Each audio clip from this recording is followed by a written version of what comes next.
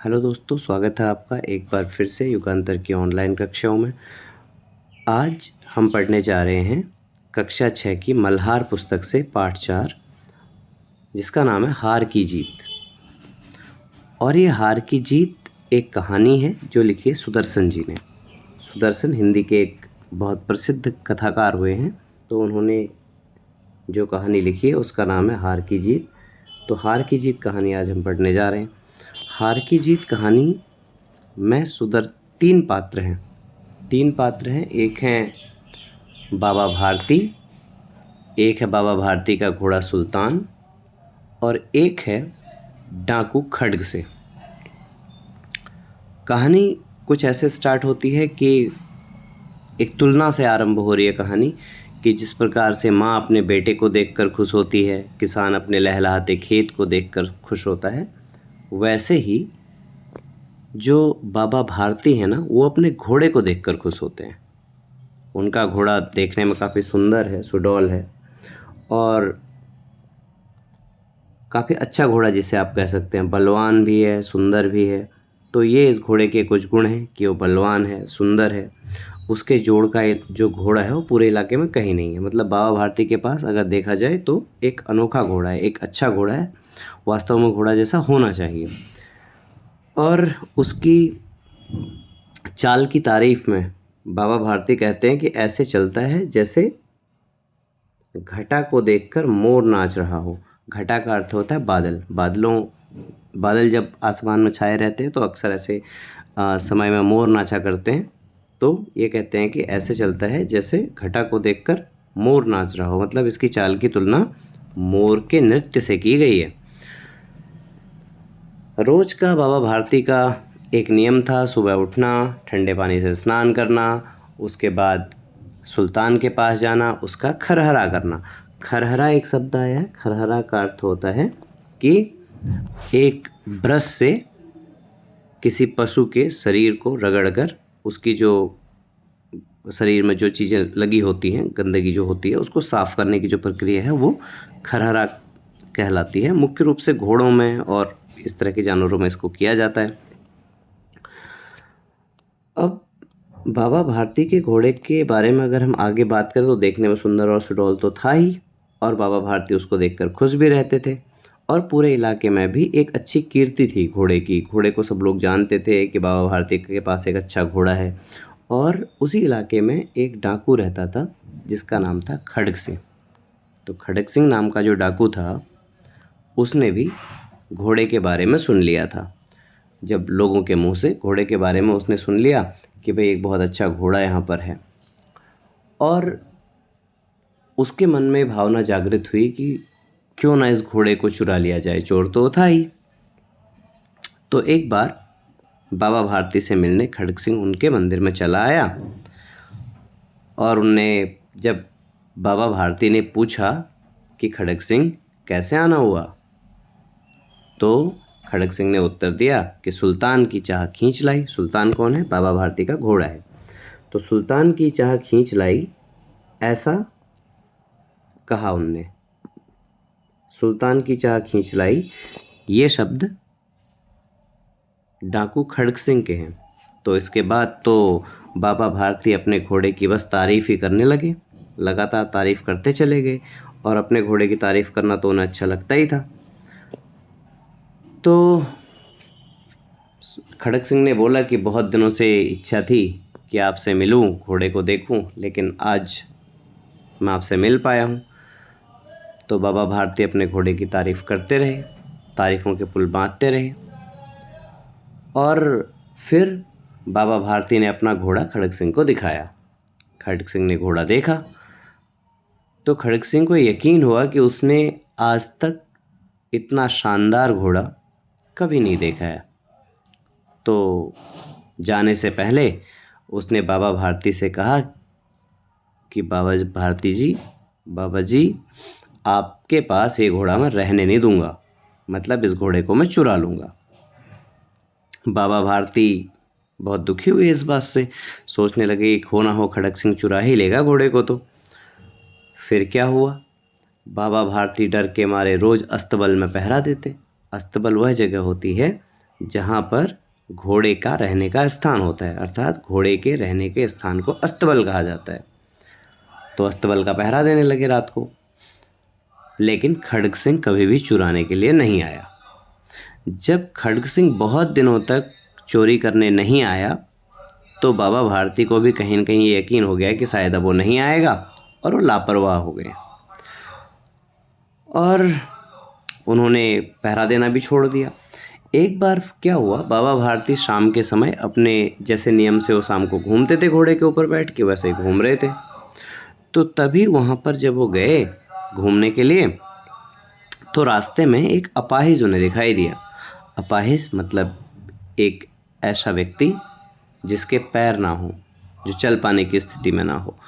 तो अपाहिज दिखाई दिया और अपाहिज ने उनको आवाज़ लगाते हुए कहा कि अरे बाबा जी, हमारी भी तो आवाज़ सुनते जाओ, इस कंगले की बात भी तो सुनते जाओ। तो इस प्रकार से बाबा भारती उसके पास गए, उसकी समस्या पूछी। तो उसने कहा जी, मुझे पास के ही एक गांव में जाना है, और उस गांव का नाम था रामावाला, और रामावाला बगल का ही गांव था। और बोला कि वहाँ मुझे जाना है। तो बाबा भारती ने कहा किसके घर? तो बोले दुर्गादास वैद्य के घर। तो जो दुर्गादास वैद्य हैं उनके घर जाने की बात कही तो बाबा भारती ने उनको घोड़े पर चढ़ा लिया और खुद उसकी लगाम पकड़कर आगे बढ़ने लगे।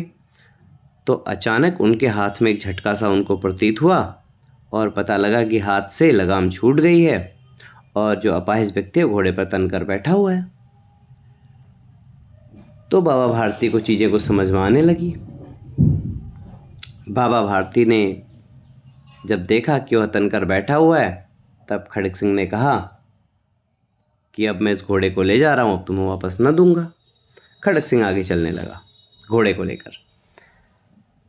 बाबा भारती थोड़ा सा रुके, कुछ सोचा, फिर उन्होंने आवाज़ दी खड़ग सिंह को कि जाने से पहले एक बात सुनते जाओ।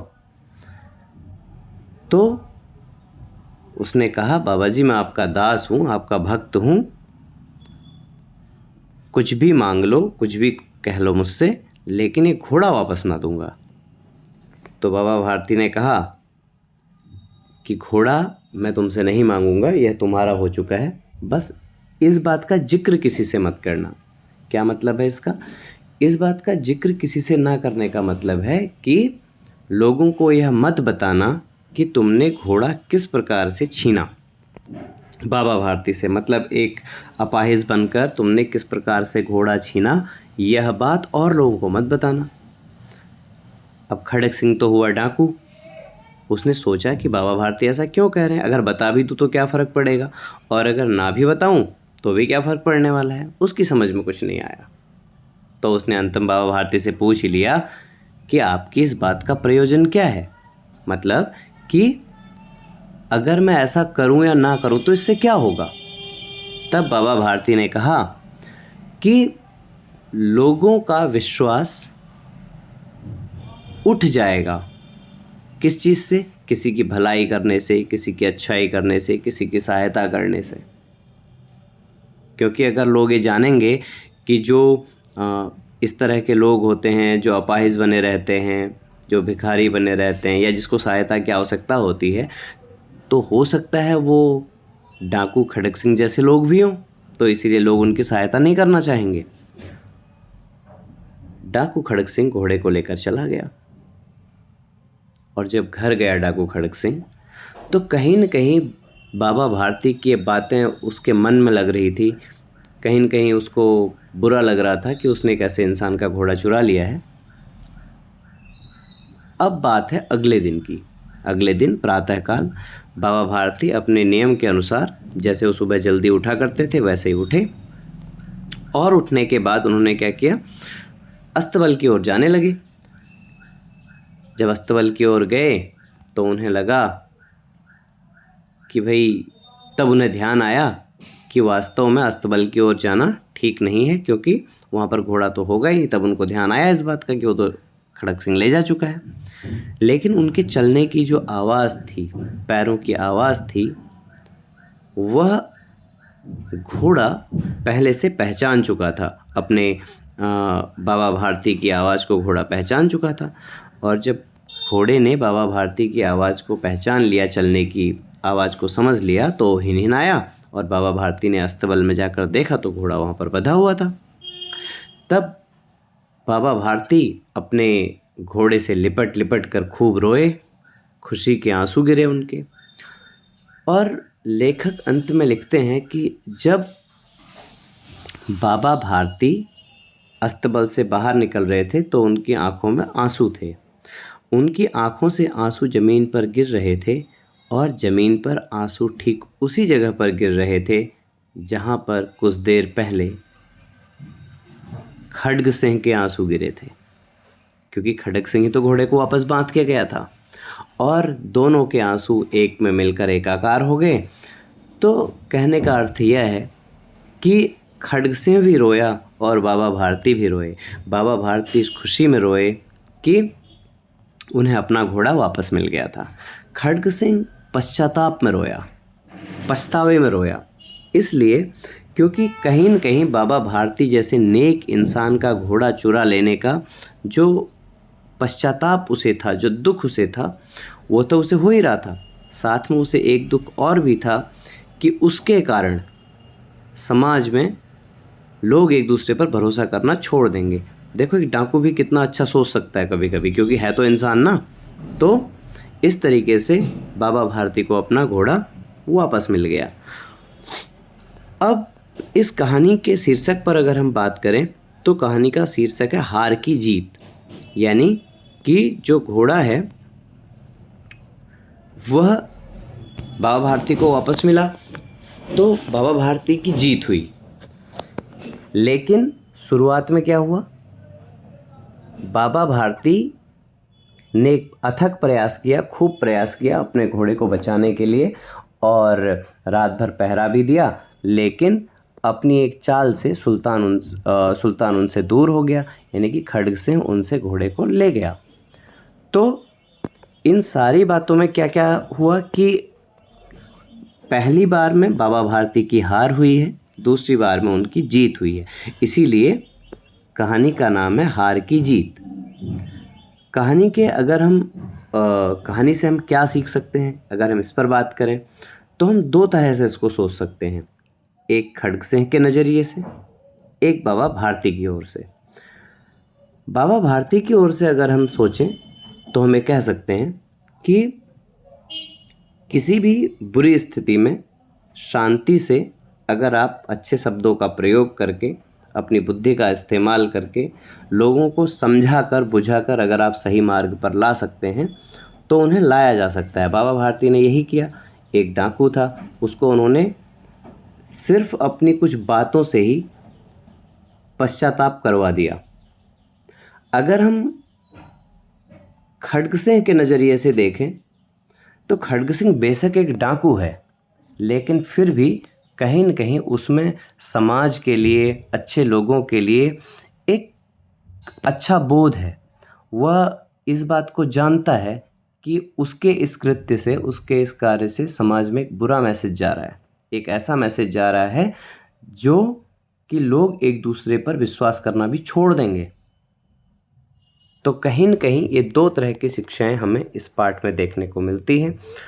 इस पाठ के जो कथाकार हैं, जो कहानीकार हैं, वो हैं सुदर्शन, और इस कहानी का जो पुस्तक अभ्यास है वो अगली वीडियो में मैं आपको प्रेषित करूँगा। तब तक के लिए पढ़ते रहिए, आनंद लीजिए, फिर मिलेंगे।